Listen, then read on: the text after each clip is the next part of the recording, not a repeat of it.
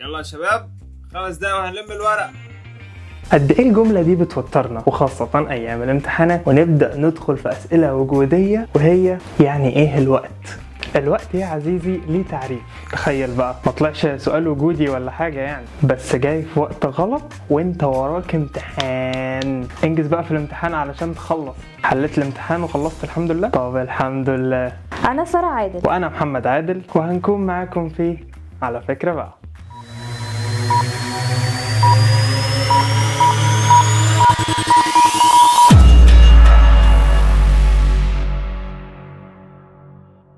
يا هلا والله، شلونكم؟ شخباركم؟ وحشتونا جدا. اتفضلوا معانا. حلقة النهاردة هنتكلم فيها عن إدارة وتنظيم الوقت.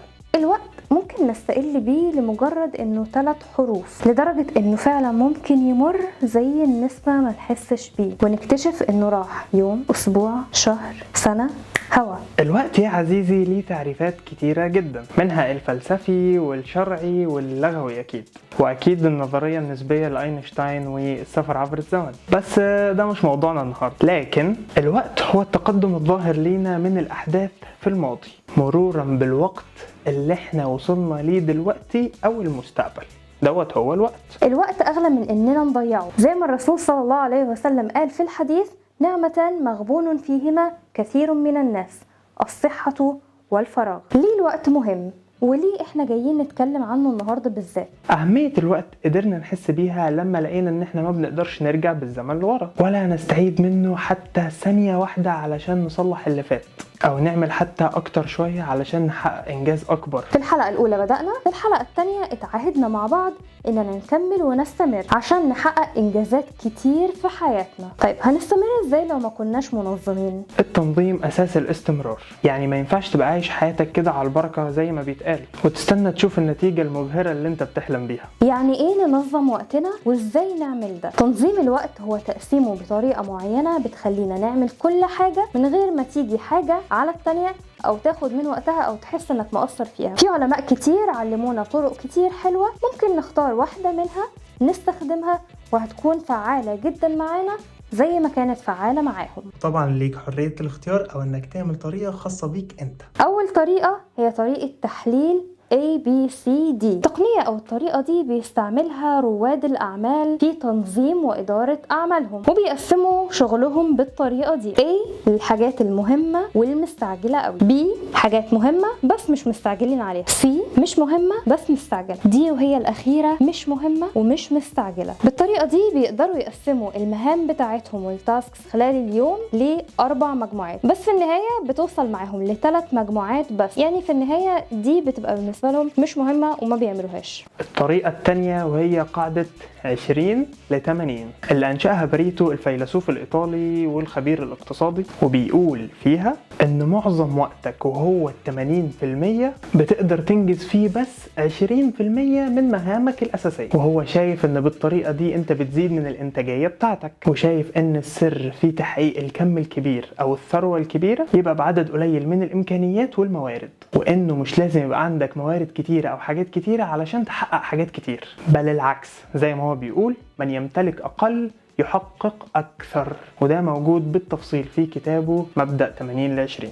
الطريقة الثالثة وهي طريقة أو مبدأ أيزنهاور، اللي بيعتمدها كتير من الناس في تقسيم وقتهم وفي إدارة أعمالهم. وكانت عنده مقولة شهيرة: لدي نوعان من المشاكل، العاجلة والمهمة، المهم ليست مهمة والمهمة ليست ملحة أبدا. بيقسم المهام اليومية بطريقة مصفوفة أيزنهاور أو أيزنهاور ماتريكس، بحيث إن هو بيقدم العاجل والمهم على أي حاجة تانية. فبيقسم الوقت بطريقتين: مهم أو مش مهم، عاجل وغير عاجل. آخر طريقة معانا النهاردة وهي بوزك، اللي هي باختصار prioritize, organize, streamline, economize وcontribute. ال5 حاجات ديت بنستعملهم في هرم مازلو المشهور، وهرم مازلو بيتقسم لنا كده اهوت: prioritize وقتك وتحديد حياتك بالأهداف، organize الحاجات اللي لازم تعملها بكفاءة وانتظام عشان تكون حياتك ناجحة، streamline الحاجات اللي مش عاوز تعملها بس لازم ومهم تعملها، economize حاجات انت عاوز تعملها او لازم تعملها بس مش مستعجلة او مش مهمة بالضرورة، contribute الحاجات اللي بتتبقى في حياتك في العادي يعني. تمام كده، عرفنا طرق تنظيم الوقت وإدارته. بس أيا كانت الطريقة اللي هتستخدمها في تنظيم وقتك وإدارته، في حاجات مهمة لازم ناخد بالنا منها ونعرفها كويس جدا. تحدد أولوياتك وتشوف انت ايه محتاج تعمله لبكرة او لمدة اسبوع كحد اقصى. تبدأ ترتب أولوياتك على الأساس ده. تحدد أهدافك اللي انت عايز توصل لها، وتحدد هتبدأ بأي خطوة فيهم. وزي ما قلنا الحلقة اللي فاتت، هنقسم المهام لمهام صغيرة، كل هدف ليه أهداف صغيرة عشان توصلنا لهدفنا الكبير. تكون حاسم في قراراتك وما تسيبش حاجة للحظ أو الظروف. خليك واثق من نفسك. حدد وقت للبداية تبدأ فيه، وحدد كمان وقت للنهاية، علشان زي ما قلنا لازم بقى فيه عندك ديدلاين تنتهي فيه.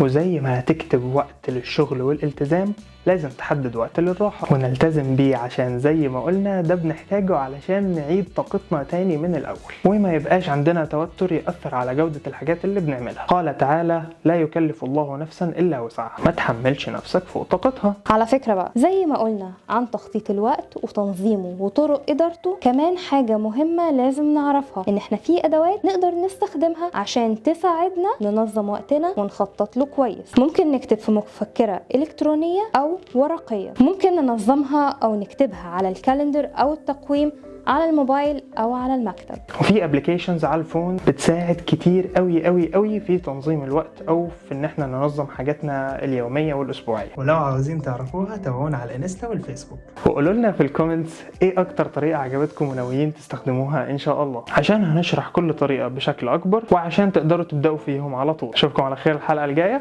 سلام.